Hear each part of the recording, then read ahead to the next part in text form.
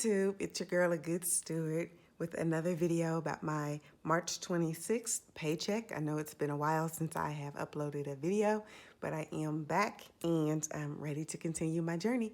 So if you are brand new to my channel, then I do make videos all around my financial journey and really this time trying to wrap my mind. I've done it before, or at least I've attempted to, but this is all about faith and finance and really trying to apply biblical principles to my financial journey as I'm trying to just get my money in order finally. So with that said, I will go ahead and budget out my paycheck, and then my next video will be my cash stuffing video. So with that said, I am going to go ahead and zoom in so everyone can see my worksheet. So this is a worksheet that I created. It is inspired by the Budget Mom as well as the zero-based budgeting method from Dave Ramsey. So these are loosely inspired by both of those individuals. But again, just made it myself. So it just kind of works for me as of right now. So with that said, let's go ahead and get started. So the date of this paycheck was March 26th.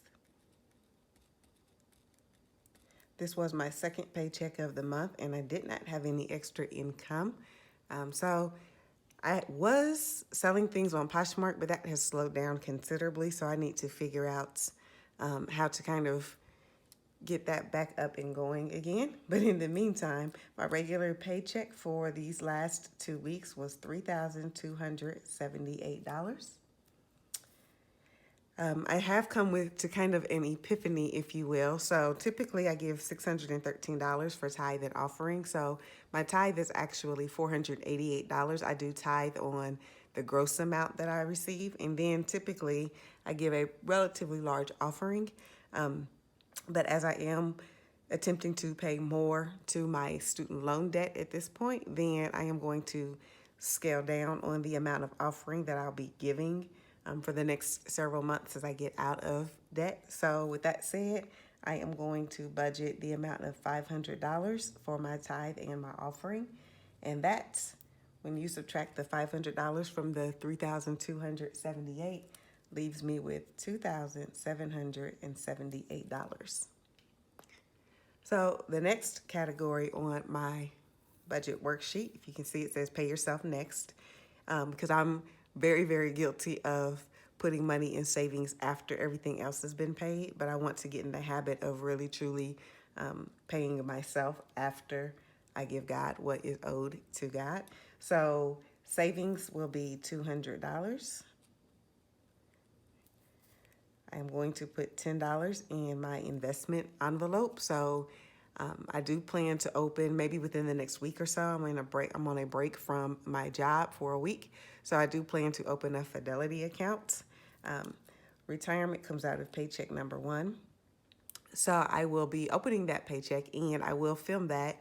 And just in case anybody's interested in that journey, I also am opening up custodial accounts for my nieces and nephews because I want them to be educated and have a certain level of financial literacy at a much younger age than I did. So I'll be doing that, and I have decided to go with Fidelity over all of the other brokerages. But again, I'll talk about that in a different video. So 210 is a total of 210. And when I take the 210 from 2778, then that leaves me with $2,568. I feel like maybe I need to still zoom in a little bit more, so that's what I'll do. Hopefully you guys can see that okay. So now these are the expenses that I pay online. So AT&T, I did switch to a new plan. There are 4 people on my phone plan, so this should be going down, but I can't remember the exact reason why it actually went up this month in order for it to go down the remainder of the year. So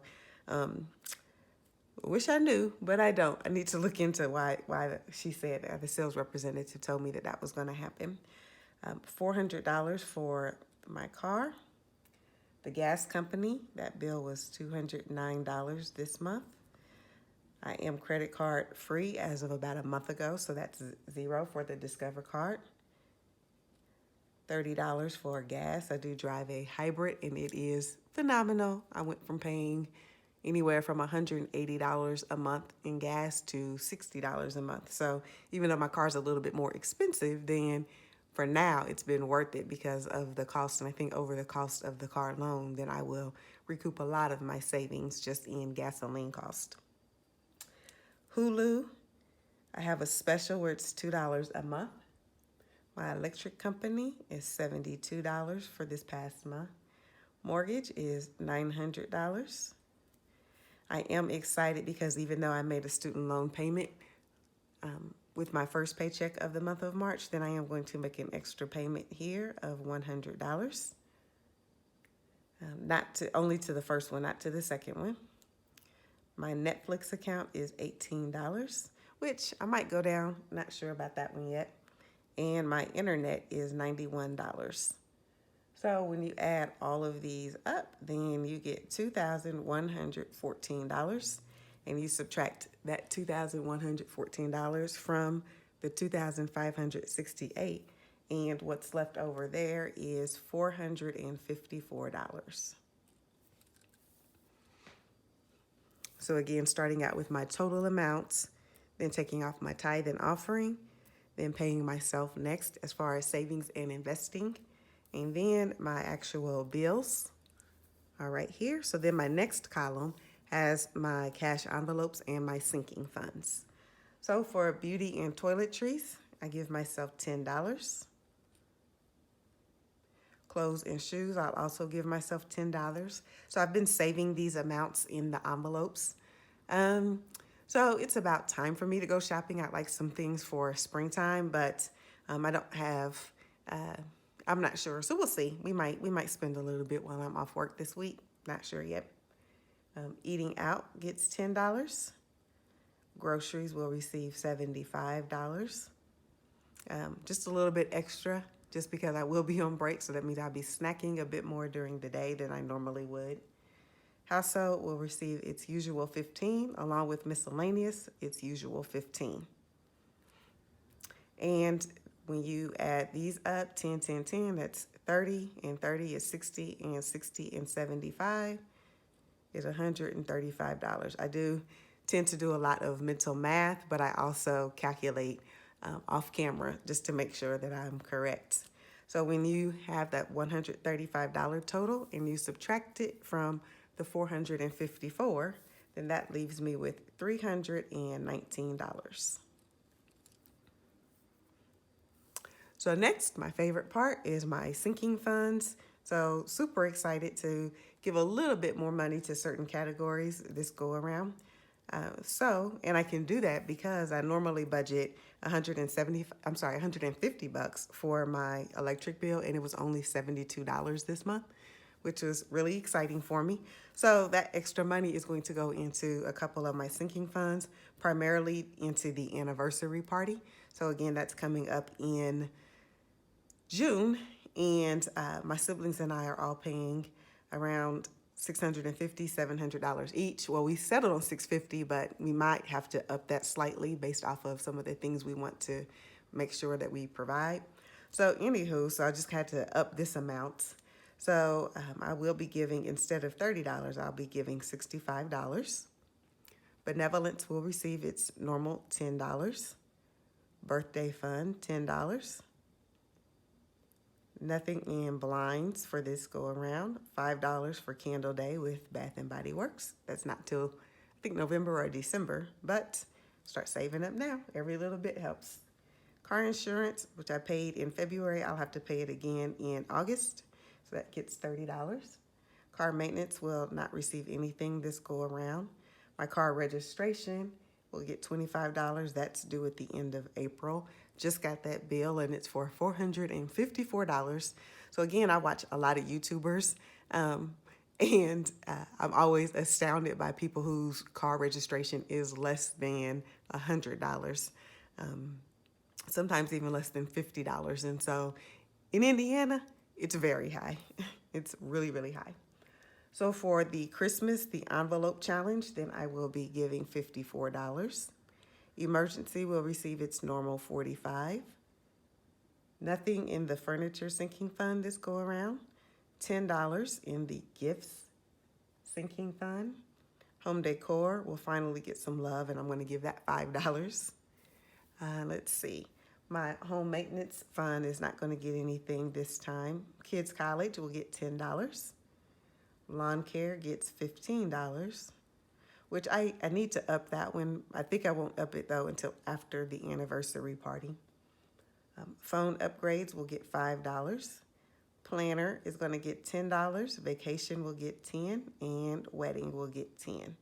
So when you add all of these up together, I'm not going to try to fool you and act like I'm doing the mental math right now in my head, but when you add it all up, then it does total out to $319. And so that leaves me with $319 minus the $319 left over up here after cash envelopes, leaves me with $0. And so that means that all of the $3,278 that was earned during the last 2 weeks all has an assignment. It has a job or a task to do. So every dollar, I know where every single dollar is going to go in this particular paycheck. So that makes me happy. So I'm new to budgeting, started budgeting at the end of 2020 after being inspired by tons of YouTube budgeters and just kind of that budgeting community. So I think I'm doing relatively okay. I still don't feel like I'm laser focused in on eliminating my debt. So just got to think through that because I still owe quite a bit on my car as well as my student loans. I'm sitting around just over $30,000, around $31,000. So I'm trying to figure that out. But anywho, let's go ahead and turn over. So this portion is the cash breakdown part. And so I'll go ahead and I think I zoomed in too much. I'll go ahead and zoom in for that as well. So with the cash breakdown part, it just kind of, I put the amount as well as the denominations, and then I make sure it adds up this way and this way. So for the anniversary party, it will be $65. And so I'm going to have a $5 bill and 3 20s. Benevolence is $10. And so that's a $10 bill. Birthday, $10. Nothing for blinds. Candle day gets $5. Let's see, car insurance gets $30, and so that's going to be a $10 and a $20. Car maintenance doesn't receive anything. Car registration is $25, so that'll be a $5 and a $20. The Christmas challenge is $54, so I'm going to do 4 $1 bills. Let's see. 2 5s and 2 20s. Emergency is $45, and so that's a 5 and 2 20s. Furniture doesn't receive anything. Gifts is a $10. Home decor is going to receive $5. That's here. See, can you still see? Yep. House maintenance doesn't receive anything this time. Investments will receive a $10 bill. Kids College receives $10. Lawn care will get $15. Phone upgrades will get $5. So yeah, it'd be nice. I'm eligible for an upgrade with my plan right now.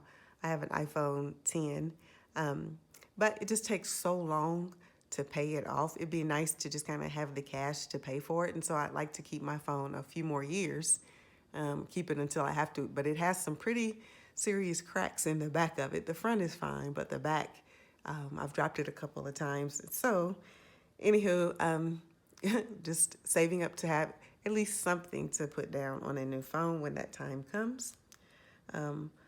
Planner will get a $10 bill, vacation a $10 bill, and wedding a $10 bill.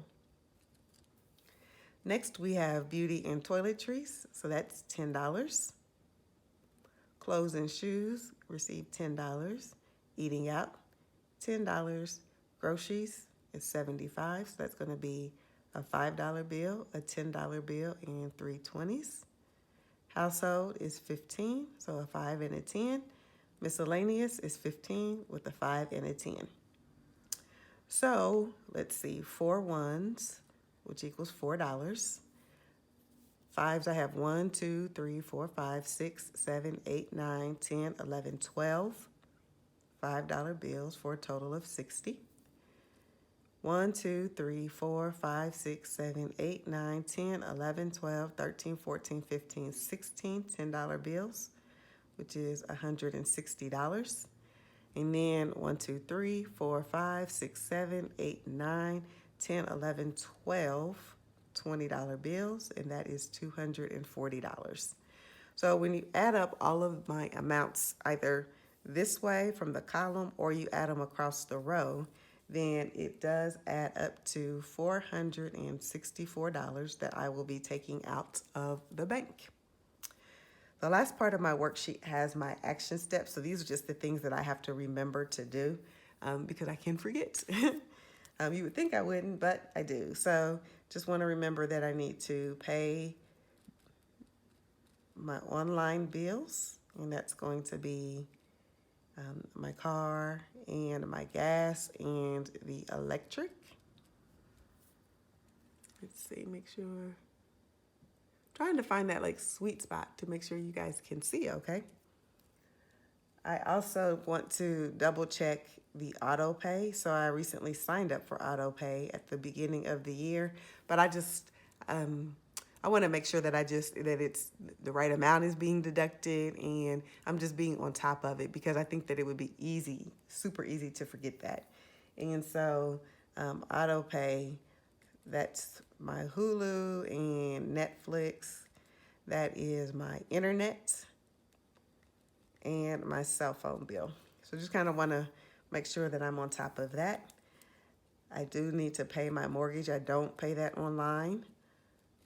So I do need to remember to do that. And then I do need to do a meal plan.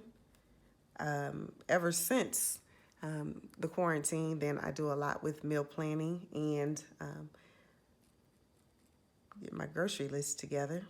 So I cook a lot more at home these days. Most of us do. And then also as a reminder to make sure that my tithes and offering get paid.